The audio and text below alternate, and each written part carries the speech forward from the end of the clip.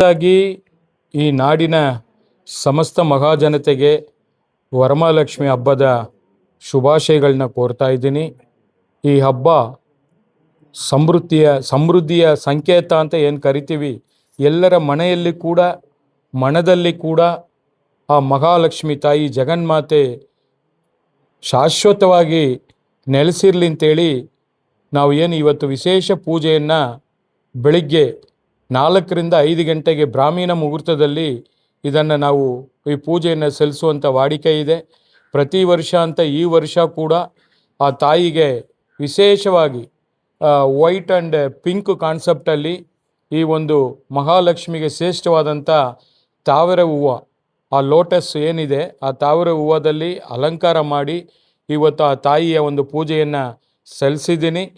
ಬಹುಶಃ ಈ ಒಂದು ಪೂಜೆಯಲ್ಲಿ ವಿಶೇಷವಾಗಿ ಇವತ್ತು ನಮ್ಮ ನಾಡಿನ ಪ್ರಖ್ಯಾತ ಕಲಾವಿದರು ಹಾಗೂ ನನ್ನ ಸೋದರಿ ಆದಂಥ ಶ್ರೀಮತಿ ತಾರಾ ಅನುರಾಧಾರವರು ಬಂದು ಈ ಒಂದು ಪೂಜೆಯಲ್ಲಿ ಭಾಗವಹಿಸಿದ್ದಾರೆ. ಹಾಗೆ ಮತ್ತೊಬ್ಬರು ನಮ್ಮ ಸೋನಾಲ್ ಅವರು, ತರುಣ್ ಅವರು ಕೂಡ ಈಗ ಬಂದು ಭಾಗವಹಿಸಿದ್ದಾರೆ. ಬಹುಶಃ ನನ್ನ ಧರ್ಮಪತ್ನಿಯವರು 3 ದಿವಸಗಳ ಹಿಂದೆಯೇ ಈ ಒಂದು ಅಲಂಕಾರ ಕಾರ್ಯಕ್ರಮದಲ್ಲಿ ತೊಡಗಿಸ್ಕೊಂಡು ಇಷ್ಟು ಸುಂದರವಾಗಿ ಪ್ರತಿ ವರ್ಷ ಕೂಡ ವಿಭಿನ್ನವಾಗಿ ಈ ಒಂದು ತಾಯಿಗೆ ಅಲಂಕಾರ ಮಾಡುವಂಥ ಒಂದು ಪದ್ಧತಿಯನ್ನು ಇಟ್ಕೊಂಡಿದ್ದಾರೆ. ತಾಯಿ ಕೂಡ ಜಗನ್ಮಾತೆ ವಿಷ್ಣುಪ್ರಿಯೆ.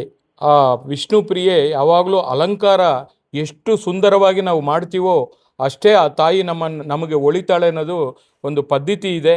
ಯಾವತ್ತೂ ಕೂಡ ನಾವು ಶಾಸ್ತ್ರಗಳು ಸೋಲಾದರೂ ಕೂಡ ಈ ಶಸ್ತ್ರಗಳು ಸೋಲಾದರೂ ಕೂಡ ಶಾಸ್ತ್ರಗಳು ಸೋಲಾಗಲ್ಲ ಅಂತ ಹೇಳ್ತಾರೆ. ಹಾಗೆ ನಮ್ಮ ಪ್ರಯತ್ನಗಳು ಸೋಲಾದರೂ ಕೂಡ ಪ್ರಾರ್ಥನೆಗಳು ಸೋಲಾಗಲ್ಲ ಅಂತ ಹೇಳ್ತಾರೆ. ಆ ಥರ ಶಾಸ್ತ್ರ ಮತ್ತು ಪ್ರಾರ್ಥನೆ ಎರಡನ್ನೂ ನಾವು ನಿರಂತರವಾಗಿ ಮಾಡ್ಕೊಂಡು ಬರ್ತಾ ಇದ್ದೀನಿ.